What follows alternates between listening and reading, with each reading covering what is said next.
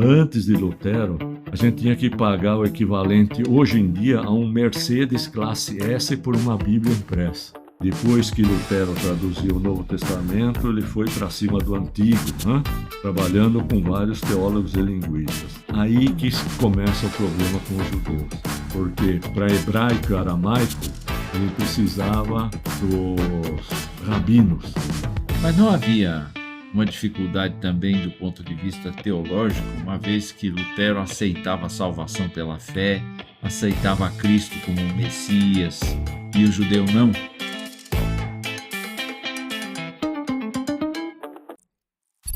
Olá, meu nome é Wilson do Amaral Filho, eu sou pastor da Igreja Presbiteriana de Jundiaí e você está no podcast de História da Reforma Protestante, um apanhado dos dados que aconteceram desde o início da Igreja Cristã e que atualmente estão repousando sobre Martinho Lutero e a sua vida, como ele se desenvolveu.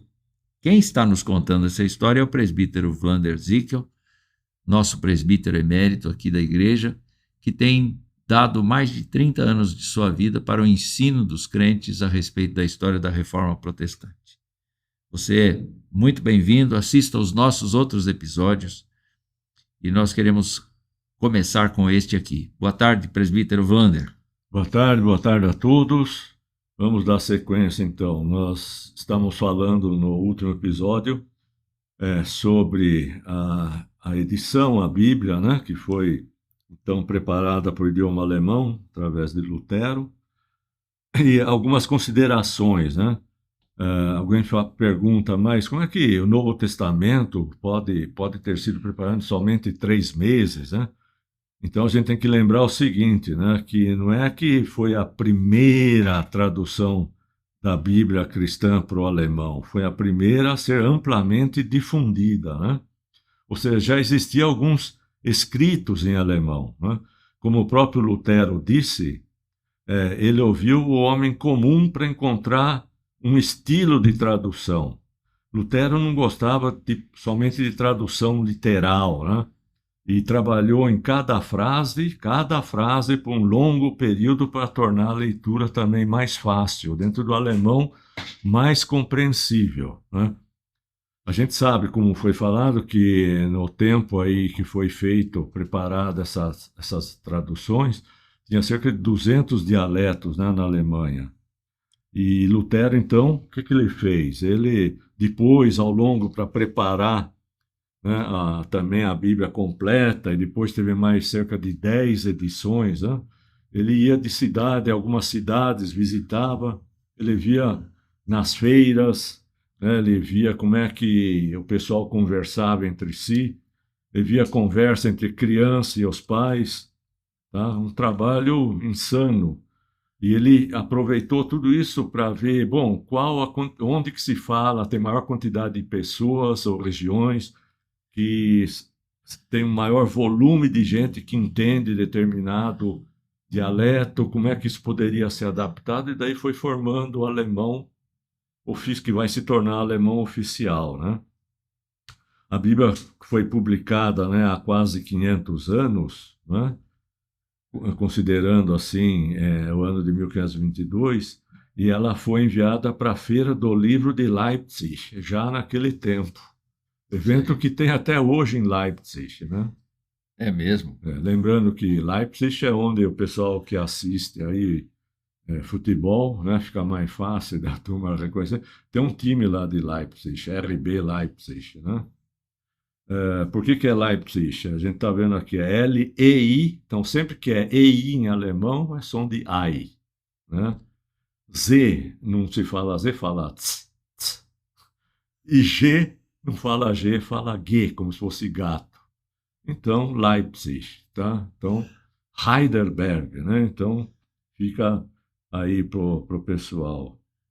Eu acho que o Estevão falou na última vez também, acho que tinha de Steichenheim, alguma coisa assim, né? Ele estava em dúvida, então Ontem, já não pode é? No estudo de ontem. Então, o final Heim, H-E-I-M, Heim, normalmente Heim significa também lar, tá? Então não é Steinheim, é Steinheim. Quantas cópias foram impressas? Cerca de 3.000 cópias. Que maravilha, né? Uhum. Para a época, foi considerado uma grande tiragem, né, naquele tempo. Diz que cada exemplar custava, aqui fala entre meio gulden e 1,5 gulden, que era a moeda do sul da Alemanha. Você vê que tinha várias moedas, né? Quando fala sul da Alemanha, é mais para o estado maior, que é a Bavária, né? Baia. Sei. Se diz que era uma bela soma em dinheiro, mas era bem mais barato do que as versões anteriores do livro sagrado, quando não tinha ainda toda a gráfica e coisa e tal, né? Só como informação, antes de Lutero, a gente tinha que pagar o equivalente hoje em dia a um Mercedes classe S por uma Bíblia impressa. Nossa vida. Quer dizer, Porque era a mão, né? era a mão, Pouco antes era a a mão. mão, Sim. tá? No século XVI, uma Bíblia de Lutero era vendida pelo mesmo preço que uma geladeira. Já depois, quando veio a de Gutenberg, já tinha mais cópias disponíveis, né? Uma geladeira hoje a gente pode considerar uns 4 ou 5 mil reais. Agora, uma Mercedes S, eu vi lá, acho que estava cerca de 250, 260 mil.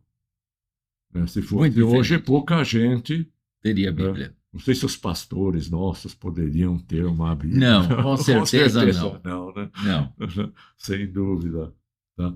A Bíblia se esgotou em 3 meses e as reimpressões foram feitas rapidamente. A primeira edição foi chamada Testamento de Setembro e a seguinte, após revisões, como Testamento de Dezembro. Então a gente vê, estava agilizado o negócio. Tá? A primeira versão da obra de Lutero, que foi essa tradução do Novo Testamento, é vista como um dos estopins da Reforma que dividiu a Igreja Católica. Lutero completou a tradução do Velho Testamento em 1534. Tá? A versão completa da Bíblia também foi um sucesso. Veja só, cerca de 200.000 cópias foram publicadas antes de Lutero morrer em 1546. Então, de 1534 até 1546, em 13 anos, né? Praticamente 200.000 cópias da Bíblia naquele tempo, hein? Imagina, tá?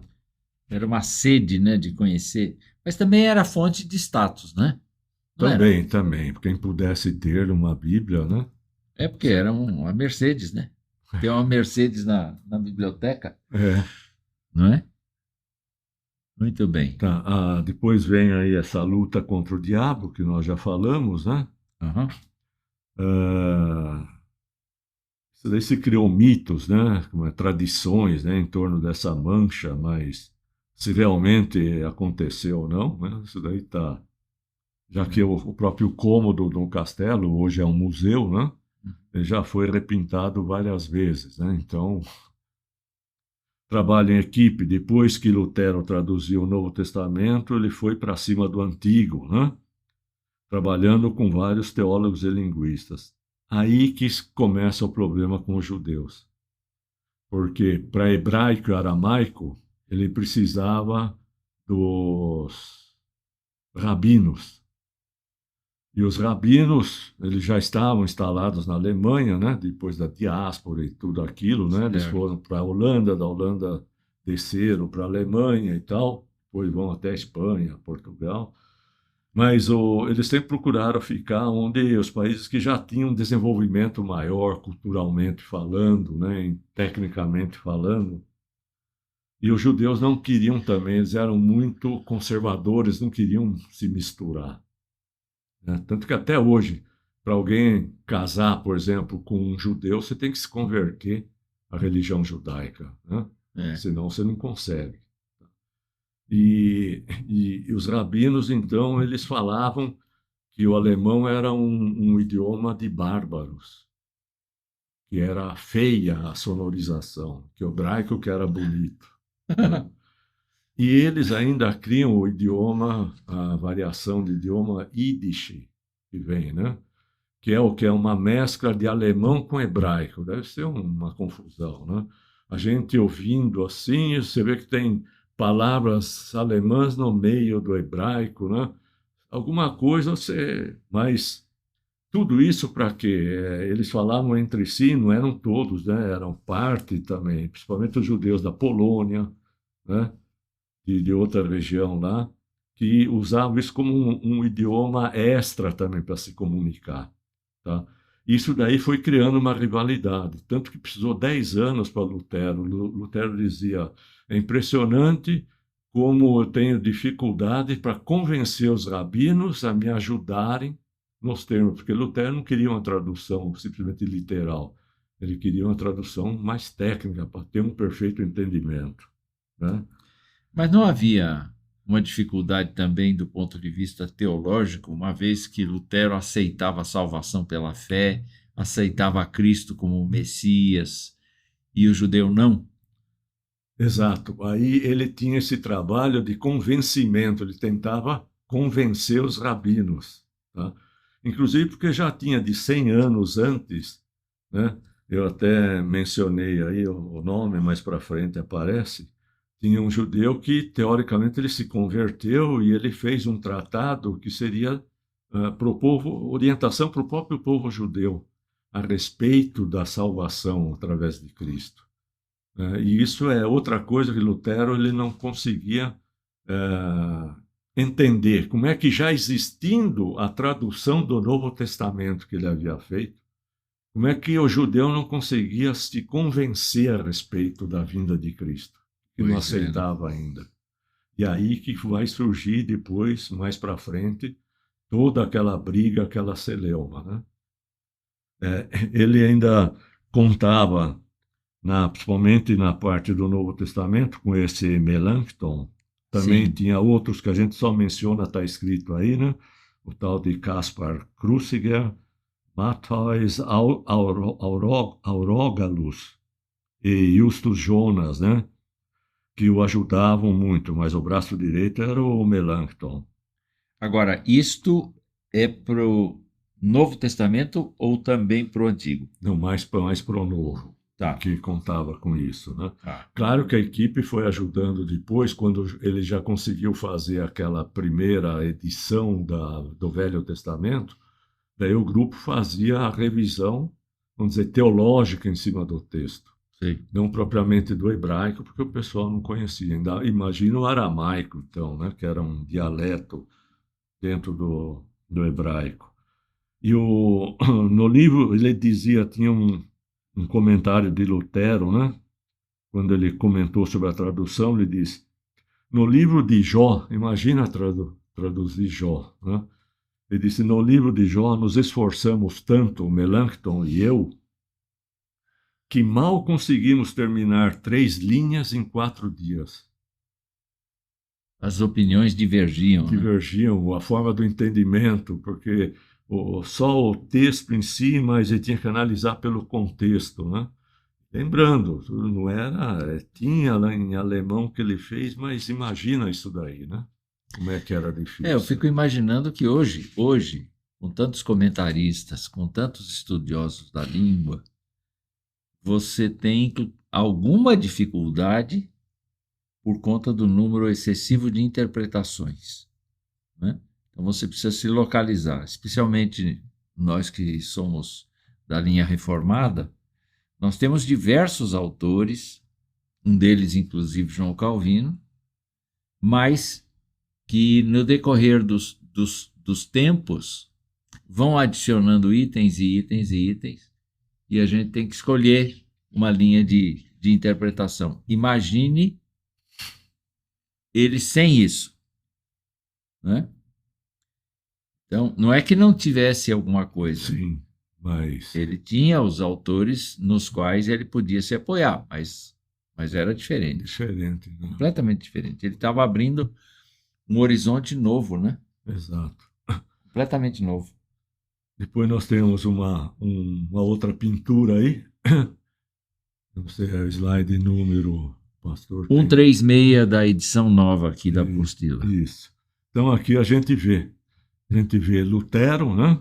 esse mais que aparece na frente. A lua cheia, né? Lua cheia. O rosto dele é bem expressivo, sim. Sempre com o colarinho vermelho lá representando, que era para mostrar aquilo que nós já falamos, né? Da cúria, tentando convencê-lo a que ele se tornasse o cardeal, se ele se retratasse e tal, né?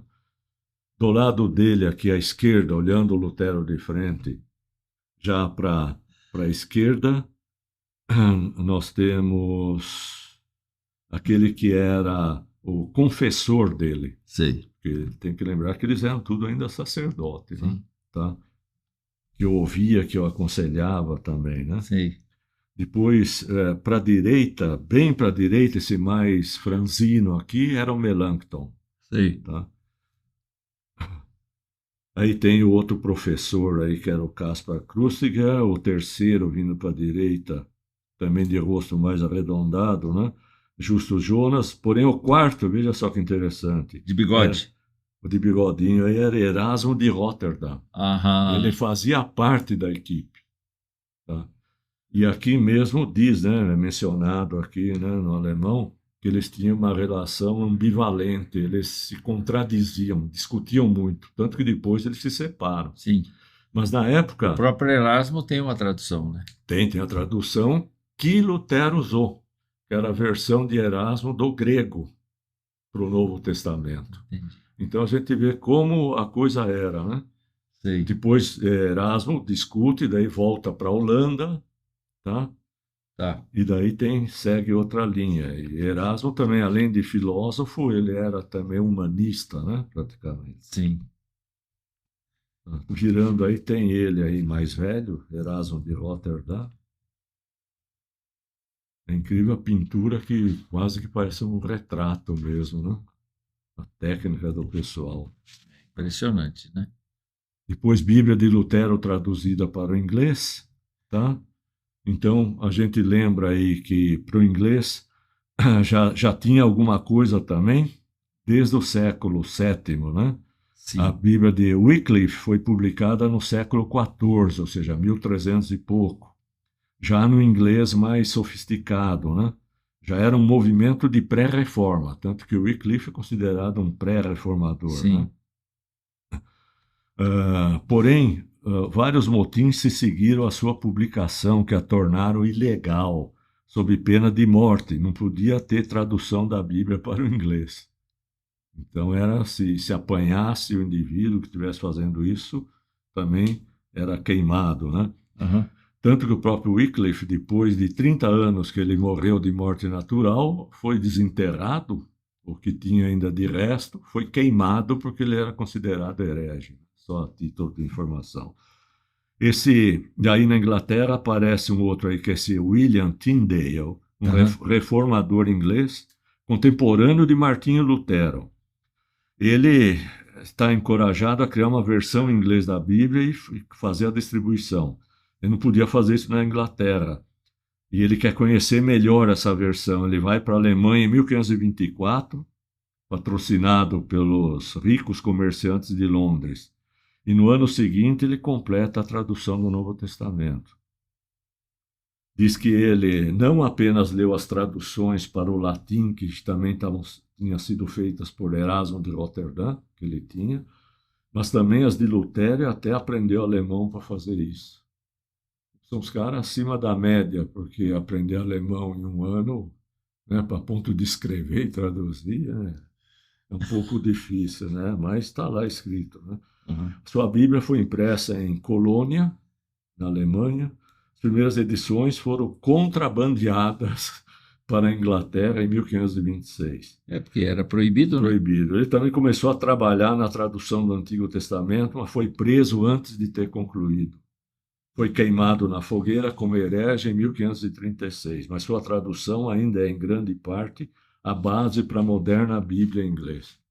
Achei interessante colocar isso aqui também, né, no nosso... Quer dizer, os antigos se esforçaram para que a Bíblia fosse mantida e fosse dada a todas as pessoas, né? Quer dizer, todo mundo tivesse acesso à Bíblia na sua língua nativa.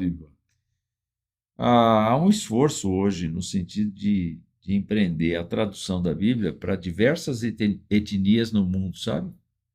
Nós temos um caso em que um missionário da Igreja Presbiteriana, o pastor Ronaldo Lidório, esteve no norte da África, numa região do norte da África, e ele teve a oportunidade de aprender a língua dos nativos ali e fazer uma tradução da Bíblia para aquela etnia. E mais, essas Bíblias eu cheguei a ver, inclusive, essas Bíblias sendo impressas aqui no Brasil e mandadas para lá. É um trabalho insano, né? É um trabalho insano. Nossa. É um trabalho insano. Bom, durante a vida de Lutero, né, como a gente já deu uma comentada, edições sucessivas foram sempre sendo aperfeiçoadas, né? Sendo publicadas nada menos do que 10 edições. Tá? Antes da edição de Lutero, havia pelo menos 14 escritas no chamado, eles falam aí, alto-alemão, né? Que seria aí o Oberdeutsch, ou Hochdeutsch, mas era esse alto-alemão, quer dizer, era regional, não era um alemão, não tinha ainda o alemão oficial, né? E tinha outras 3 ou 4 chamadas no baixo alemão. Se no alto já é complicado, no baixo é pior. É pior ainda, né? É. E muitas das versões eram baseadas na Vulgata Latina. O que mais que a gente pode dizer isso para encerrar o nosso episódio? Tá. Essa Vulgata Latina, que foi no ano 405, traduzida por São Jerônimo, né? Foi utilizada como documento oficial da Igreja, né? Da Igreja Católica, né? Mais para fins eclesiásticos, não para o povo, não para os leigos. A linguagem era mais própria para isso. Mas ao longo dos séculos ela foi sofrendo degradações, mutações, a ponto de Lutero chegou a consultá-las também, mas viu que tinha muita coisa que já tinha sido alterado. Muito bem, nós infelizmente estamos chegando ao fim deste episódio. O tempo passou muito rápido, a história é fascinante. Agradecemos ao presbítero Wander e você está convidado a continuar conosco nos nossos podcasts.